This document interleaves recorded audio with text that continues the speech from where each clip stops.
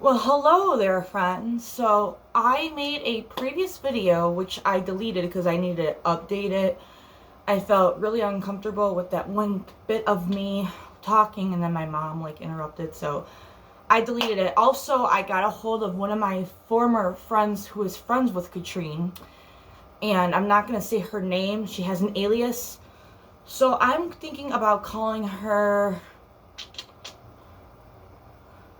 We're gonna call her Madison. Okay, so this friend I'm talking to now, we just been talking recently, and I asked her if she wanted to be part of my video, and she wants me to share her story because she was a victim of Katrine's abuse and fake friendship. So I'm gonna start from the beginning. I'll try to make it fast. So I made a video a couple days ago on how to be careful with being friends with online strangers, especially online. So back in 2018, I met Paula Abdul.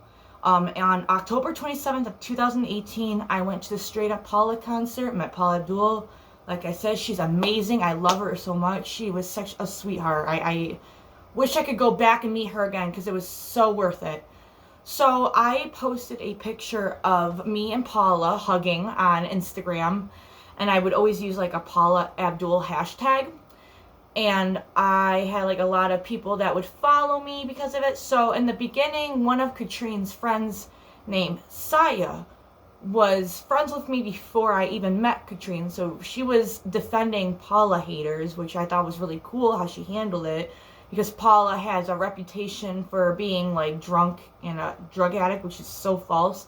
Paula Abdul is a chronic pain patient just like me, only she has CRPS, which stands for complex regional pain syndrome, which is one of the worst painful diseases in the world, known as the suicide disease as well.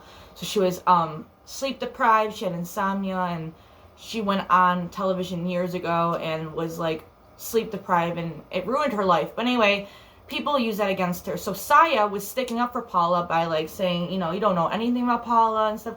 So I followed her, she followed me. So after I met Paula Abdul, I started getting a lot of followers because I met her. So I feel I was used for clout because Paula not only, I took a picture of Paula.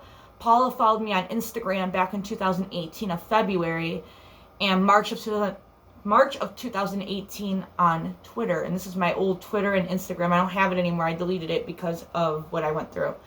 So there was a lady that followed me, and at the time I thought it was someone from my old work and an unemployment agency I worked with because it looked like her. But then when I clicked her profile, it said, just a Paula Abdul fan from Sweden. Something with Paula Abdul fan, and it said, from Sweden. And I said, oh, okay, well, it's not her. So she followed me, so I followed her back. I always follow mutuals who like Paula.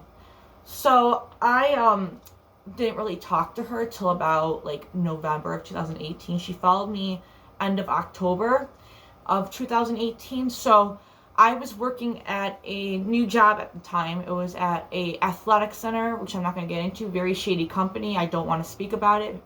That's another video. But anyway, I have a history of endometriosis. At the time, I was undiagnosed, and I ended up passing out on my second or third day of starting this new job. I was on my period. My pelvic pain was more excruciating than normal. I passed out. I was puking. It was bad.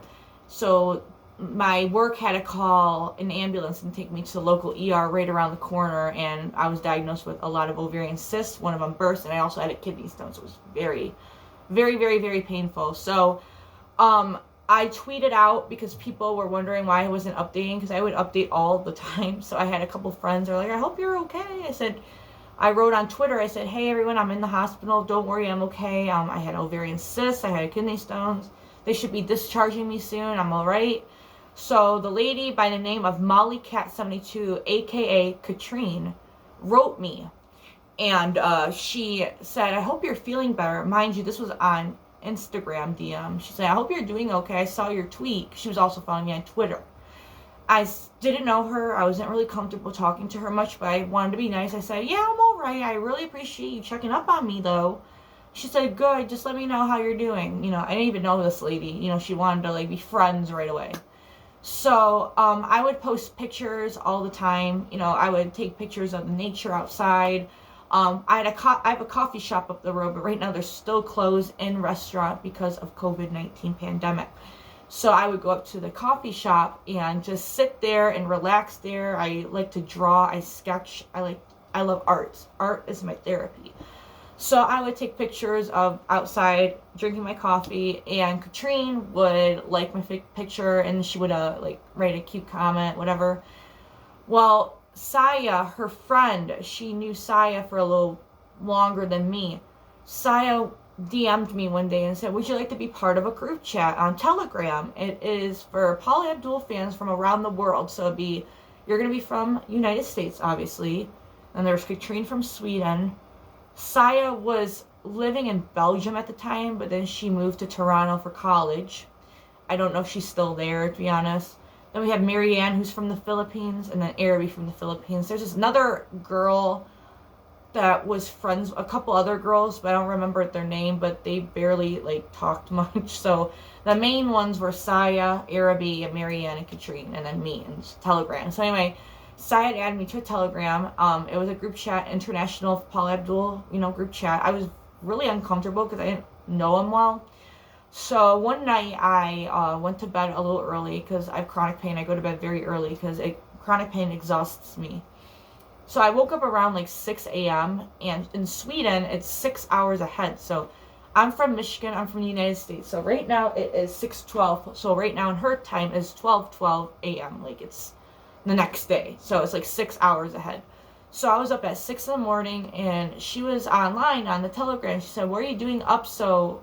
Or I think it was earlier than that because she said, why are you doing up so early? I said, well, I woke up early. It's 6 o'clock over here. She's like, oh, I know, because she told me she used to live in Michigan a long time ago. She had family from Chicago, and she was just talking to me, and I was honest with her. I was straight up. I said, hey, I don't know you well, so I'm kind of uncomfortable. If I'm being, like, rude or anything, let me know, because I don't know you. And she's like, oh, I understand. I understand social anxiety very, very well.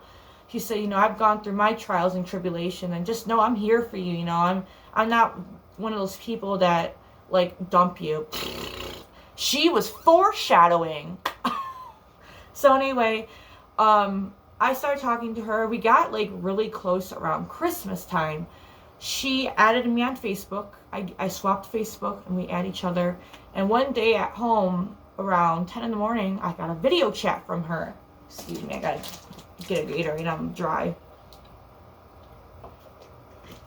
She called me on Facebook Messenger through like video chat, and she was so sweet. Like, I pictured her different. Like, I knew she was older, Katrine's like in her mid-40s, so I like looked up to her like a second mom, So she was video chatting me. She was telling me that my last name is Swedish, so I was trying to learn Swedish because she spoke English very well, believe it or not.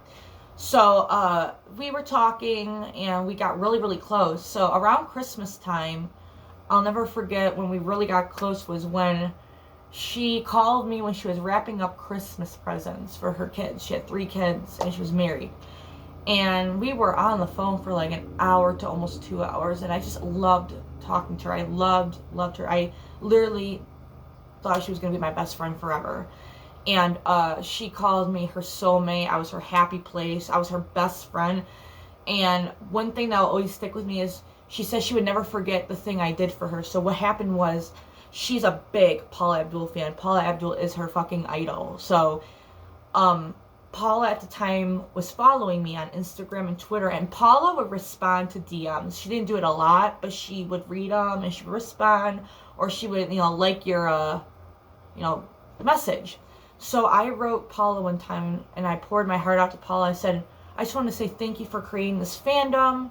I also have a screenshot. I'll try to find this in old emails I've had. I said, I wanted to say thank you for the fandom, Paula, because without you, I wouldn't have met my best friend, Katrine. I love her so much, and I tagged her username, too. And Paula ended up seeing it. She didn't write anything, but she gave, like, a heart reaction, because, Paula has, a lot of people that follow her, so she, goes through one by one. But she still acknowledged it by giving it a love reaction. So I took a screenshot, I sent it to Katrine on Facebook, and she was, so exhilarated. She's like, I can't believe she saw it, she's, one of my biggest like inspirations, my idol, yada, yada, yada. She said, I will never forget what you did for me. Nobody's ever gone out of their way to tell how much I mean to them, to my idol, basically. I said, because I really meant it. I really love this lady. I'm like, we're going to meet, we're going to hang out, we're going to be best friends, you know. So our peak years was December 2018 all the way to May of 2019. So what happened is Saya, Araby, and Marianne, Saya was, I'm sorry, she's going to see this, I don't care, but Saya was one of the worst people I've ever met. Saya did not understand mental illness. I have a lot of childhood trauma. I've been diagnosed with major depressive disorder. I have complex post-traumatic stress disorder. I have bipolar. I have a lot of anxiety. I went through a lot of childhood trauma. I was a victim of sexual assault. I was a victim of child abuse. A babysitter abused me really bad. I was bullied severely. My dad died when I was 17. A lot of trauma and a lot of losses. So I was really open about my mental health because I don't give a shit. I shouldn't be ashamed of my mental health. So Saya decided to make another group chat for Facebook because people stopped using Telegram because Telegram wasn't really that popular. So she created a Facebook chat. And one day I wrote in around, I think it was back in like March of 2019, I said, I'm just really depressed right now. I said, you know, the winter makes me really sad. My chronic pain is worsening. And this is before I found out I was diagnosed with endometriosis stage 4. And I was just like really depressed, and you know, and I was on new medication. It made me feel worse. You know, you get like antidepressant side effects that just make you feel worse. So I was just like, I'm just not in the mood to talk. I'm just depressed. And Saya's like, well, you need to start being positive. You know, mental health is just all in your head. Why didn't I think of that, Saya? Like, I was mad. Like, I don't try to be rude to people, but I said to her, Saya, you obviously don't deal with mental health, so shut your mouth, I said. So that must have triggered her. So I just stopped talking to her. And I think what happened, Saya got triggered by that. So I think she had something to do with Katrine turning on me, to be honest, because she stopped talking to me. She didn't want to talk to me because I was very open about my mental health. I was very blunt. I'm a blunt person. I'm very open, and I'm passionate about mental health because I've been invalidated my whole life and want to validate others' experience, what they're going through. So anyway, this is when things started to go downhill. June of 2019, after surgery, May. So April of 2019, I had a laparoscopy. I was supposed to be only under the table for an hour, but I was under the table for like 4 hours. I had one of the worst cases of endometriosis that my doctor says she's ever seen her practice. So I was recovering. So around June is when things went downhill. I was very open to Katrine about my mental health. I told her I had attachment and abandonment issues because I dealt with a lot of abuse in my life. And I told her that she was my favorite person. It's a tendency with people who have codependency. They cling on to someone that like means the world to them. They don't want to lose them because she was like my world. I loved her. I literally wanted to meet her, and I wanted to give her a hug and hang out with her. And she would always tell me, you're my soulmate, you're my best friend, you're my happy place, I love you no matter what, I'm not going to leave you because I've been through what you've been through, yada yada yada, all that BS shit. So she knew I was attached to her, and I have screenshots still. She said, it's okay to cling on, I don't care, I want you to come to me if you feel like you need to come to me. And I will say this right now before she tries to gaslight me, because Katrine is the master manipulator. If I have a mental health crisis, I do not go to my friends. If I feel suicidal, I call my therapist right away. That's something my friends have no control. I don't want them. They're not crisis counselors. They're not therapists. So I don't, will never say I'm suicidal to anyone because that's a big load. That's horrible. You shouldn't go to your friends who are not compatible to take care of a crisis. So I would either go to a crisis counselor 24/7 or I go to my therapist or my psychiatrist. So at the time when I was meeting Katrine, I'm going to kind of go back a little bit, and I'll go back to June what happened. So I met this girl. She wanted me to share her story. She was also a mutual of Katrine. Like I said, her name's Madison. That's her alias. I am not going to say her real name. So Madison was friends with her and was really close to Katrine as well. me and Katrine even swapped addresses. Same thing with Madison, she swapped addresses. I loved Katrine so much, I wanted to send her a gift, like a friendship gift. So I sent her my Paula Abdul meet and greet magnet I got. It was like you got like when I saw Paula Abdul in concert, they gave you like a goodie bag with the meet and greet. You get a t-shirt, you get a poster, you get something signed by Paula, which was my dad's memorial shirt, which is put away. You got a lanyard with a, meet and greet pass. And then you get like a little magnet, like a souvenir magnet. And I don't have like magnets in my room or anything. I don't really collect them. So I wanted to send that to her. So it was pretty costly internationally, but I didn't care. I loved her. I was working at the time. I wanted to send it to her. So my friend Madison, at the time we were kind of, we stopped talking because I was going through a lot, and she understood. So anyway, Madison decided to send Katrine ranch, because I guess in Europe, they don't have ranch. They don't make ranch. And something in Europe, they just don't have ranch. So Sweden, she said, I never heard of ranch, but she said, but however, when I went to Chicago with my husband and my kids, we went to a restaurant and they had ranch for the first time and they fell in love with it. Ranch is an American classic. So my friend Madison decided to send her ranch packets, like the ones, like the powdered ones, not the bottles, because they're really expensive to send out. So she sent like, I think 3 or 4. Madison, if you see this, let me know. I think you sent like 3 to 5, you said, and it costed her a lot. Madison at the time wasn't working, and Katrine appreciated at the time when she sent it out. So it takes literally about 10 to 18 days for it to deliver internationally, maybe a little later. But she got my magnet. She took a picture of it. She even put it on Instagram on her story I think I got it for her for Christmas or after Christmas. So, and then Madison Katrine got Madison's ranch, like not too long after my package came. And Madison really was excited about her getting the ranch because she knows how much Katrine liked ranch back when she visited America. So Madison would go to her and talk to her. Madison also struggles with mental health like me. She's gone through a really rough childhood, rough life. And we relate a lot. And she also has chronic pain. So Madison started noticing that Katrine was getting like distant with her. But she was still close with me, Katrine, at the time. And she asked Katrine if she liked the ranch. Did she use any up? She said, if so, I will send you more. Her dad wanted to send her some. Madison's dad is such a sweetheart. Madison and her dad are givers. They're such a sweet, like, family. And Katrine just stopped answering her. And Madison would show me screenshots. Like, she would just ask her once in a while, I just want to know if you like the ranch, because if you want any more, I don't mind sending you it, because I know you don't have it in Sweden, And she didn't mind, Madison loved Katrine like me. We were best friends, all of us. So Madison started to notice Katrine was being really distant. But at the time, Katrine was still friends with me. And we were really close. And I was very close with Madison. And Madison would tell me, well, Katrine don't like me anymore. And at the time, I thought maybe Katrine was just like really busy. But then Katrine was telling me that she couldn't handle people's mental health or something when she said, I'm there for everyone. Because Katrine dealt with like major depressive and chronic fatigue syndrome. And she wanted to share her story publicly. And she wanted to help other people. And she told me, she said, I know what you're going through. This is the first time I met her back in November. She said, I know what you're going through. Depression's very real. I don't leave my friends who have mental health issues. Foreshadowing.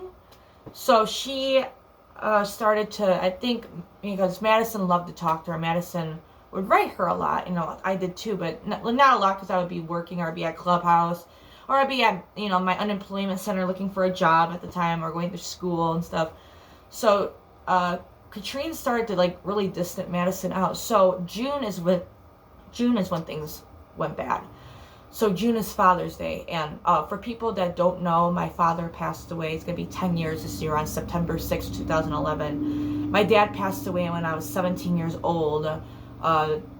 Stage 3 esophageal cancer, or one of like a really bad cancer, a 5% chance survival rate, very, very bad cancer. And he went into surgery on May 5th of 2011 and never came out, and died on September 6th, 2011 in the hospital. He never came home. The surgery was botched up. It was a medical malpractice, but obviously it's really hard to sue a hospital, so he died. So Father's Day is always hard for me because I miss him. I was a daddy's girl. I was very close with my father. So this is when things got bad. So in June, like a day before Father's Day, I messaged Katrina on Messenger, and we were still like really close. And she was, at the time, she did mention that she was going to take a little break off online because she was having some personal issues. And she never told me what, and that's, personal, obviously. She said, but I'll check my messages and stuff, so don't think I'm going to leave you because I'm not. I said, okay, no problem. So she's like, but still come to me if you need me. So a day before Father's Day, I messaged her. I said, hey, Katrine, I'm really depressed. I said, Father's Day is coming up tomorrow, and I really miss him. Is it okay if I just, talk to you about him, or if you could call me and I could share, memories about him? And I'm not even talking about bad memories. I'm talking about good memories. I just wanted to talk to her about him. My dad was a big Paula Abdul stan. If he was alive, he'd be shook if he met her. And that's on my dad's bucket list I did for him, was meet her for him. I said, before he died, I said to him, I will meet Paula Abdul if she ever goes on tour. And I fulfilled not my dream, but only his dream too. So I got a message back from Katrine, and I'm speechless even thinking about it, because at first I thought I got catfished. I thought this was a prank, or she got hacked or something, how she responded. So I wrote, I wanted to talk about my dad. And she writes back, you know what? I'm not your therapist. I don't think it's fair that you go to me and your friends for help. First of all, I was just saying I missed my dad. I just wanted to talk about him. And that triggered memories when my relatives would invalidate my grief. They would tell me to get over him. Stop talking about him. He's gone. He's been gone for a while. Get over it. Not just relatives, but friends too. So it pissed me off. And I never once mentioned, because I have screenshots to prove, because I don't trust her, because she is a master manipulator, like I said. I never mentioned that I was suicidal or nothing. She's like, I'm not your therapist. I was mad. I was livid. I didn't know what to do. I took a screenshot and I sent it to Madison and some other former friends of mine. And they thought it was uncalled for what she did. So I blocked her. I was so pissed. So I blocked her, and I did something really stupid I regret. And I did apologize for this. I was just very impulsive, and I wanted to know if I was overreacting or if I was just being over dramatic, whatever.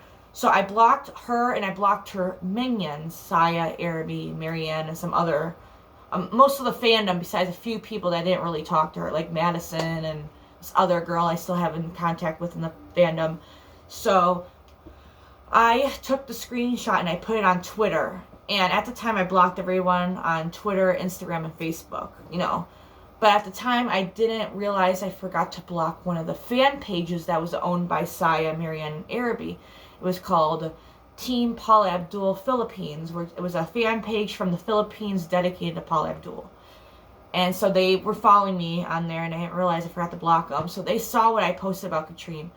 And I did block out Katrine's last name.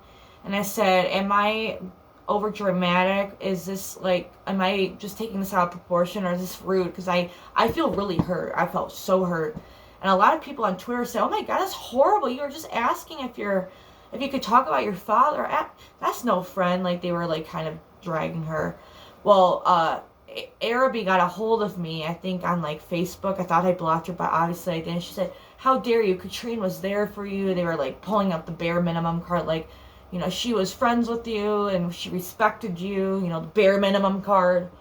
So I say, you don't know, she hurt me so bad. So I ended up deleting the tweet. I apologized. I was so uncalled for. I should not post it, and I even apologized to her. But I took it down. It's not like I left it up. I took it down, and I never did anything like that again. So I went to Katrine and messaged her, and I said, I'm sorry for posting that. I said, however, I felt very hurt because I was not suicidal or whatever. I missed my dad. I just wanted to talk to you about him. And she said, thank you for your apology. Like I said, I have screenshots. So thank you for your apology. But right now, I think I need to think about it or something. She said, I have to think about it. Meaning, I don't know if I want to be friends with you. That's how I perceived it. She said, I'll think about it. So, of course, I reblocked her again. I was mad, and I was crying to Madison and my former friends, who I'm not going to name. But Madison wanted me to share her story because Madison was going through the same thing. So Madison's like, you got to be careful with Katrina. She's doing the same thing like she did to me. And I wasn't accepting it. I said, no, that's just you. She loves me. I was in denial. My therapist told me I was going through like the stages of grief where it was denial, then it was anger, I think then bargaining, and then like, I don't know what else the stages of grief are, but anyway, it was like about a week or two I didn't talk to her. And one of my former friends said that Araby, Saya, and Marianne were trash talking me on Twitter. Even though I removed everything, I deleted all the, evidence because I'm a bigger person. I didn't want to do that. It was very childish and immature of me, and that was stupid of me, and I know it was, and I apologized for it, and I took it off, and I never did it again because I was very impulsive, and I recognized my impulsive behavior. I'm going through DBT, which stands for Dialectical Behavioral Therapy, which is a therapy that helps with childhood trauma and a lot of like abuse I've went through. So I recognized that that was wrong. I deleted it and I apologized, but they wouldn't let it go. And so I found out they were trash talking me. So I, at the time, had them all blocked, and I didn't want to unblock them because I was afraid they were going to block me. So I created like a fake account just to apologize because I didn't want them to block me. So if they blocked me on my alias one, then I wouldn't feel as offended. So I know I'm weird. I'm really fucked up in the head. Well, I'm getting better now. So anyway, Marianne is a sweetheart. If she watches this, I have no beef against her. I really don't. The only person I don't like, 3 people, is Saya, Araby, and Katrine, because they're all believe in toxic positivity. But Marianne was always nice to me. She actually wrote me and said, I know you apologized, but Katrine just wants to talk to you again. I said, are you sure? Because last time she said, well, I need a break. I need to think about it. Like, she said, no, she's been looking for you, and you blocked her and stuff. You need to unblock her. You need to go talk to her. I said, are you sure you're not lying to me? Or she's like, I promise you, if I am, you can like get mad at me if you want. But Marianne was telling the truth. So what happened was I unblocked everyone from Instagram, Twitter, and Facebook and Facebook Messenger. I ended up deleting the fake account and went back on my regular everything. So I wrote Katrine a message at night around 9 o'clock my time. And I wrote a lengthy message apologizing for what I did. And then I explained to her I was just feeling sad. And I did say to her, I said, but however you hurt my feelings when you said I'm not your therapist, I wasn't asking for crisis support, not at all. I was so scared. I waited all night just for her to write me. And I showed Madison and my former friends the message. They thought it was really a nice message. So I waited and waited. So around, 12 or 1 a.m. my time, she used to wake up early. She read it. I was just like literally shaking. I'm like, I hope she'll block me. I hope she replies, because in the towards that time, she was leaving me on read, and being left on read as someone with abandonment issues scares me. Especially when you like pour your heart out. That's different. Like if you're like, hey, how are you? And you leave me on read. I know you're busy, but if someone's pouring your heart out, you should at least say, I'll read this later. I'll get back to you. That'd be like the nicest thing. She used to do that in the beginning of our friendship, but then she started to like, distance herself. So she read the message, and then about 20 minutes later, she wrote back and said, I am so glad to hear from you. I missed you so much. And then she sent me a picture of herself smiling, and she was crying. I'm like, oh my God, this is it. I'm going to get Katrine back. Everything's going to be fine.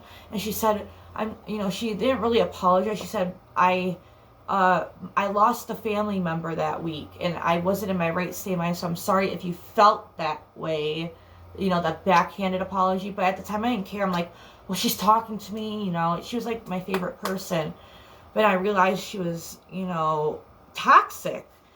I was telling my therapist about her. I showed her screenshots. So anyway, we were getting along for about 1 or 2 months, and then she started, again, distancing herself.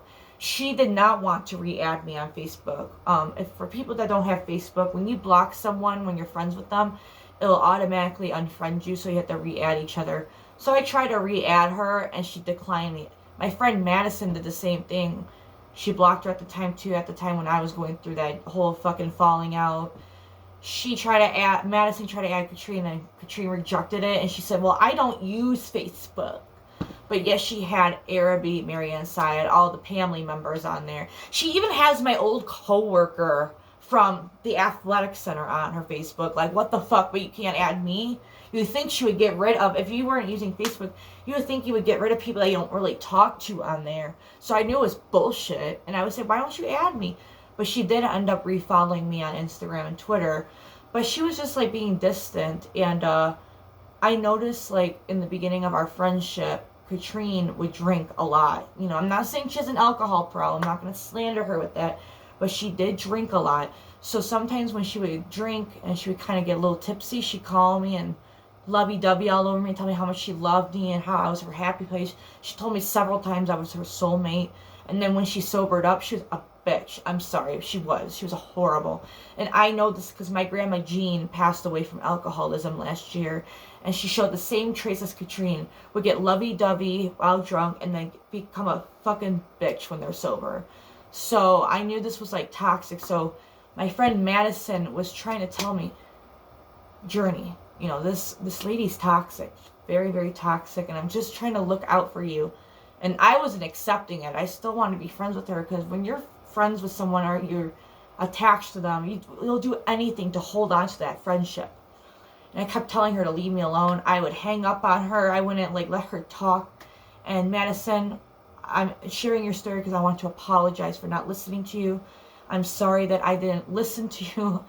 But just know that I'm sorry. I am really sorry that I didn't listen to you. And I'm sorry that Katrine did the same thing that she did to me. So Madison, towards the end, was telling me that what Katrine was doing. So I ended up going to Katrine. I told Madison this back in the day. I said, I went to Katrine and I said, Madison is telling me that you're distancing yourself just like you did with her. And Katrine would say, oh, I'm not. She's like, I get busy and stuff. I said, but like, you never like write me anymore. I'm always writing you first. Normally it used to be like I would write her, she'd reply back. Sometimes she would write me and I would write back. Like, it was like a two-way, not one way. And she said, well, I don't get along with Madison. We don't have a lot in common. And I said, oh, okay. And I, told Madison, I said, she's alright, she's busy. She's like, please trust me. I just couldn't let her go. So around end of, what was it, November? I was looking for a job at my old unemployment job. And I worked there, but it was an internship from Feb 2018 to August 2018. Then I worked at the gym from October 2018 to March of 2019. So I've been looking for a job nonstop. So I would go up to my old unemployment place just to use their computer because I didn't have a laptop at the time. And I was friends with one of the coworkers. And at the time I was going through a lot with Katrine and my anger was really bad. So I decided to go back to therapy. And I decided to go back to my vocational center when I went back in 2014, which was the Gathering Place Clubhouse, which I'll talk about that on another subject. But anyway, I went back there and back in November of 2019. And me and Katrine were still on the same like level, one-sidedness. She didn't want to talk to me, excuse me. She was really, really close with Araby. And Araby at the time was like 18 or 19. Katrine's like 48. I think she's going to be 49 this year. Her birthday's in August. And she was like really close with Araby. Like super, super close. And it was kind of creepy. Like, I'm not like me where I was like attached to her. But she would like make like a tribute to Araby. She would post. They would video chat all the time. They would never invite me into the group chat. And Araby was also like toxic positivity. They didn't understand mental health. Her and Saya. Marianne, I didn't really talk to her much, but I had no beef with Marianne. Actually, towards the end, before I deleted everything, Marianne said she wasn't really speaking with Katrine much. But anyway, so when I was going to the clubhouse, it was still the same. So around February, I lost my beloved grandma Jean. February 24th, 2020. I lost my beloved grandma Jean. I was shattered. My grandma, she was my adopted grandma. I knew her since I was 11. She was one of my mom's church friends, and I was so close. She was like my legit biological grandma from like a past life, And I took it bad, and her family is very shady. Jean was very abused as a child. Jean was the first person I came out as gay to her, and she never told my parents because my parents at the time were not accepting till later on. So she helped me through a lot of stuff, dark demons. Jean was my rock. I miss her so much. So she passed away, and I didn't know until 3 days later because her family tried to keep her death a secret because we weren't real family, but we were more real family than her because we took her to rehab. I would take care of her dogs when she went to therapy, when she went to rehab. And so anyways, when she passed away, a part of me died. You know, I just lost my grandma. So anyway, they were going to have a memorial dinner for her. One of her family members at the time invited me, my mom, a lot of Jean's friends from church, and Jean's brother, who is a registered sex offender, hated me and all of Jean's family. He thought we were in to get her money, which was false. Jean did pay for my phone bill at the time because I was struggling with money, but I would make payments to her. All she said was, pay me what you can. So I pay her $40 a month. She even said, you only can pay me $10 if you want. I don't care. You know, just do your best and do stuff around the house. So I would do that for her. But anyway, I was at the time I was working at, through Clubhouse, I got a temp internship from January to March of 2020 because of COVID hitting. My job ended. So, Jean's sister-in-law, I think sister or daughter-in-law, I forgot who it was, texted me at work saying, well, Pat is Jean's brother. Pat doesn't want you to come to the memorial dinner or any of her friends because all you want is her money. I said, are you fucking kidding me? I know Pat has something to do with her death. Pat, Jean, when she get drunk, excuse me, I'm so angry. When Jean would get drunk, she would splurt out secrets from her childhood that she was molested, her brother was abusive, it was awful. She would tell me this when she was drunk. So I was livid. So when I was at work, I was just like, I wanted to just yeet myself into the traffic. I was like really, really pissed. So I texted Katrine. At the time, we were not getting along good. You know, we still were like distant. And I said, I'm shutting off my phone. I can't do this anymore. I said, now I can't even say goodbye to my grandma. My grandma didn't even get a proper funeral because her family were a bunch of crazy atheists. Like I said, I have nothing against atheist people, but Jean was Catholic. She wanted a Catholic mass. She wanted to be buried next to her husband. We don't even know where the fuck she is because they won't give us any fucking information. And they never gave her a mass that she wanted. Her husband passed away 10 years prior. So Katrine wrote me and I was just in tears. I sent her a voice clip. Normally I don't send voice clips, but towards the end I did. I said, I'm turning off. I can't take it. Now I can't even say goodbye to my grandma. Well, she ended up texting me back. She's like, can I call you? So at the time when I was at work, our computers went down. Our phones went down. So they told me I could just walk around. That would take about 10-15 minutes for them to restart up our system. So I went into the bathroom. I called Katrine. It was the first time in 9 months we spoke on the phone because around the time we had that first falling out for Father's Day, she would call me like twice a week. And then towards like the first falling out from July to about September, she would call me once a week on a Wednesday. I remembered she would come home from choir practice and it would be like 10 o'clock her time and it would be, I don't know math, 4 o'clock my time. And she would put her phone on a dock on her GPS, like, you know, holder thing. And she would drive and talk to me. I was like her little driving partner. But then that started to stop when she got really close with Araby. And then she would call Araby all the time. Like I said, I didn't care she was friends with her. But she started leaving me out. So she called me the first time in like 7 or 8 months. You know, and we talked for a few minutes. I told her I couldn't talk long because I was at work. That our computers were down. She ended up calming me down. But then she was still the same. She was still distant. Later on, she ended up telling me that she took back that I was her soulmate, I was her best friend, that she admitted that she was distancing herself because she said mental health makes me uncomfortable. It's because of Sai and Araby. So now I'm just going to get to the part because I think my mom wants me to get off but I want to make this lengthy so I can give you every detail because I have proof, I have screenshots. So this is the part where it gets bad. Before I ended the friendship, I was getting so fed up with her. I was fed up with everyone. I was fed up with all my other friends.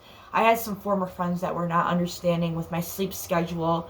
And Madison and I, we had our ups and downs, but Madison has been a really good friend. And I do apologize how hurt she was. She was very hurt.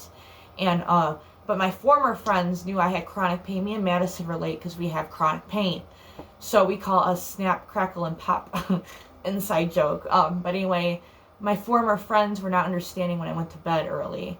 Because I had chronic pain. So everyone was like getting mad at me because I was taking care of myself. My mental health was deteriorating. So, I wanted to delete everything. So I didn't know how to delete Instagram. For being tech savvy, I'm really stupid. I didn't know how to delete Instagram. So I asked Katrine, I said, do you know how to delete Instagram? And she was like, excuse me? I said, I want to delete Instagram. I don't need it anymore. She's like, so how am I supposed to keep in contact with you? I said, why does it matter? You barely talk to me anyway. That set her off. She's like, well, I am busy. I said, I understand, but it's always one-sided. I'm not saying like, you know, someone said, people get busy. I get busy. Everyone gets busy. But you can always make time for your best friend. You have 24/7. You could even say, hey, I've been busy today. We'll talk soon. Or drop a hi, hello. It doesn't have to be a fucking paragraph or a story. So anyway, she got mad, and I said, well, nobody seems to care. You know, I'm struggling. I miss my grandma. And then she was turning around, playing the victim, saying, so I'm a nobody now? I said, I never said that. Well, we ended up talking, and she said, well, you know, I'm here for you still. I gotta, you know, I have to distance myself. Just made me feel like a burden. When she told me in the beginning of our friendship of November to December 2018, you can always come to me no matter what. I will always love you no matter what. I'll never leave you. And if you need any help, you know, like if you need to talk to someone, if you're feeling sad, I'll be there. And I told her even before, I said, I have a therapist I talk to if I get really bad. I'm not going to put you in that position. You're not a crisis counselor. So it was still bad. So I was talking to my former friends, and I was talking to Madison. Madison was really telling me, you need to stop being friends with her. She's very toxic. Please trust me. And I was still in that denial phase. I just didn't want, you know, but it got to the point where I was begging for Katrine's friendship. And I'm looking back at it. Why the fuck did I beg? Why did I beg for her? She didn't give a shit about me. And guess what? Now today I don't give a shit about her. And I wish her well, but she's a terrible friend. It took me a while to come to that term. So this is the moment. May of 2020, I finally decided to cut the friendship. I wrote a lengthy messenger on Messenger and said, look, I think we should stop being friends. I'm sick of begging to talk to you. The one-sidedness is getting to me. You haven't taken any accountability. She and I had an inside joke in the past. She would say, I'm right always because mothers are always right. And she was like a second mom to me. And I'm looking back at the cringiest nicknames I had for her. Ugh. I called her mom. I called her mommy. The worst is mama cat. Ugh. But anyway, she would always say, I'm always right. And I thought it was a joke, but looking back at it, she really meant it. She never took any accountability. She never apologized for hurting my feelings. I apologized to her. What I did was stupid when I posted the screenshot, but I deleted it. When I deleted it, I never did it again. But she never even apologized for, like, I'm sorry that I, you know, hurt your feelings at one time. She would say, I'm sorry you feel that way. Towards the end, she was getting, like, aggressive, passive-aggressive. She was awful. So I wrote the messenger and I said, I'm done. And I thought she would say, well, do you want to, like, talk about it? Do you, like, want to work it out? Real friends would say that. Like, if someone said to me, I don't know if I want to be friends with you, you know, I would say, what can we do to resolve this? I don't want to lose your friendship. She's like, oh, well, it's up to you, you know. I can't really stop you. But if you change your mind, you know where to find me. So at the time, I was dealing with a former friend that was harassing me. They were awful. They would go to my friends, they would go to my family and start drama because I needed, like, rest. I was chronically ill. My sickness was getting worse, and they thought I didn't make time for them, and I always did. I just didn't want to talk at night because I went to bed really early, but I would always make time for them all day. But anyway, I told Katrine, I said, I have this person that's starting trouble. I said, I just want you to be careful. I just block her. I don't talk to her either. And she got kind of threatened. She said, well, are you starting shit with me? Basically, I'll block you. I said, I'm literally protecting you. I want to be civil, even though we're not friends anymore. I don't want any drama between us, and I don't want anyone starting drama with you. I just want us to be civil and go on our separate ways. But it wasn't. She just didn't want to be civil, Katrine. So I blocked her. I ended up blocking her. I literally deleted my account. I deleted Instagram and Twitter where Paula followed me because it was just too triggering. And her minions would always search me. Like, I'm talking about just Araby and Saya.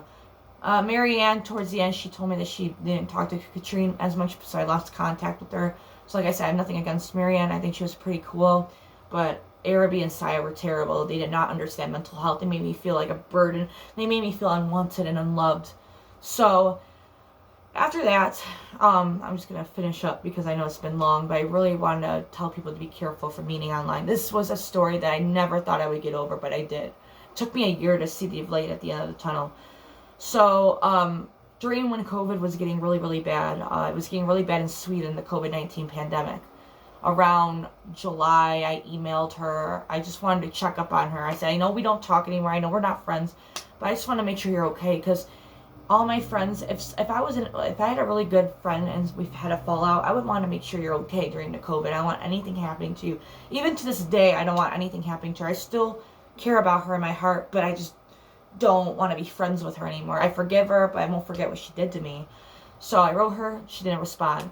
Her birthday's August 3rd, so I decided to write her a birthday. Even though we're not friends, I still want to be civil because I felt like she still was mad at me when I told her about that friend that was starting shit. So anyway, I sent her a happy birthday, never responded. I was livid. I was pissed, and I was mad. I said, she never took any accountability. So I went off. I said, how do you sleep at night? I said, you really hurt me. You led me on. You ghosted me. You told me that if I change my mind or if I want to talk again when I feel better, write you, email you. He never responded. So, like, she was leading me on. She ghosted me. She was fucking with my mind. She was the manipulator.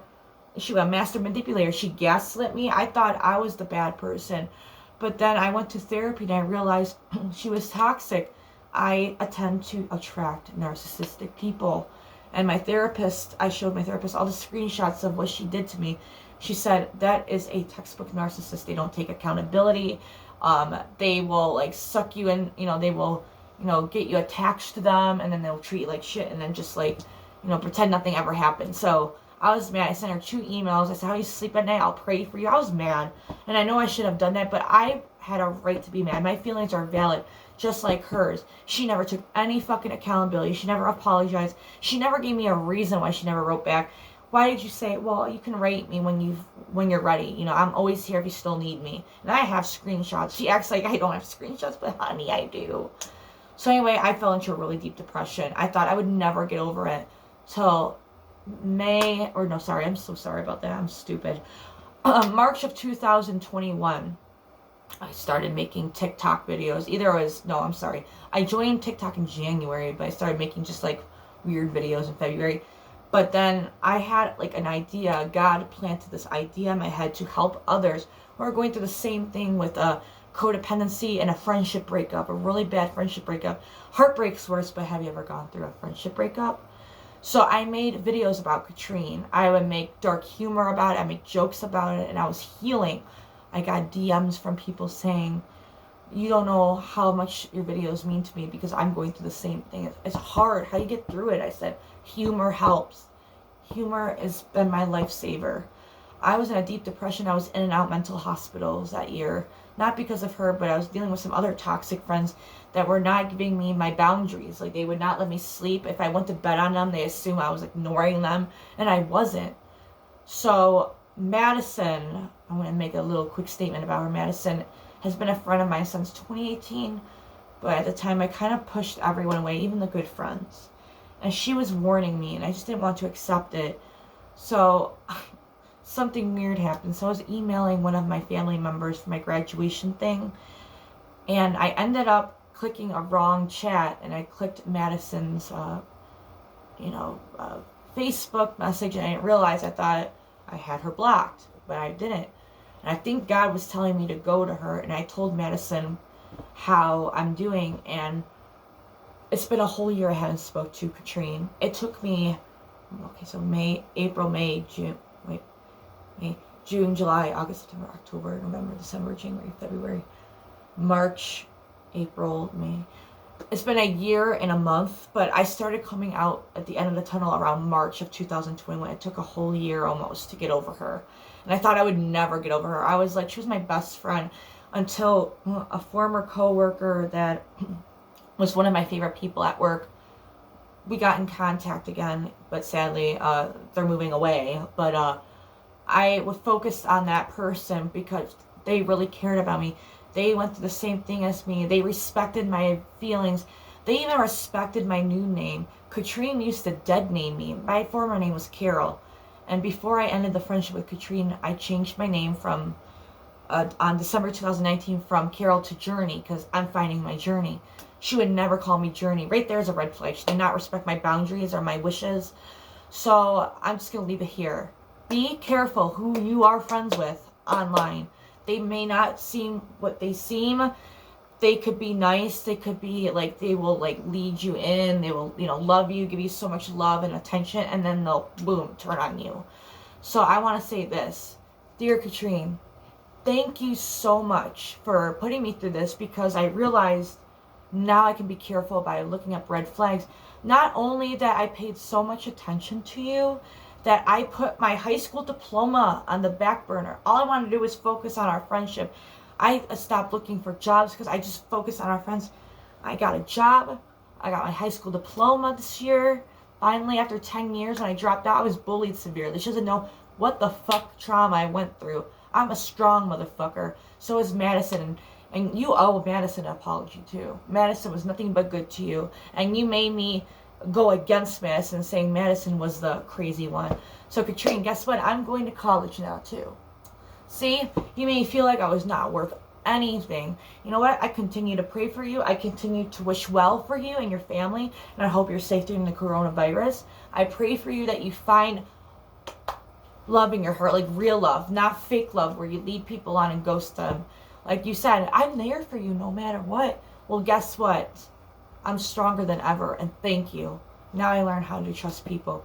So I'm going to leave this video with, I am sorry, Madison, that she put you through it. Katrine, I wish you the very best. Araby, I wish you the very best as well. And Sai as well. I do not like you, Sai. I do not like you, Araby, but I forgive you, and I will never forget what you did to me. Same thing with Katrine. I don't hate any of you. I dislike you. I dislike how you handled how I felt. You never took any accountability. So this is Journey out, and just be careful who you meet online. I just know, blooper, that your feelings are valid. And if you need anyone to talk to, or if you want to listen to some of my videos, visit my TikTok. It'll be linked below. All right. Love you all, and love you, Madison. This video is just for you. Bye.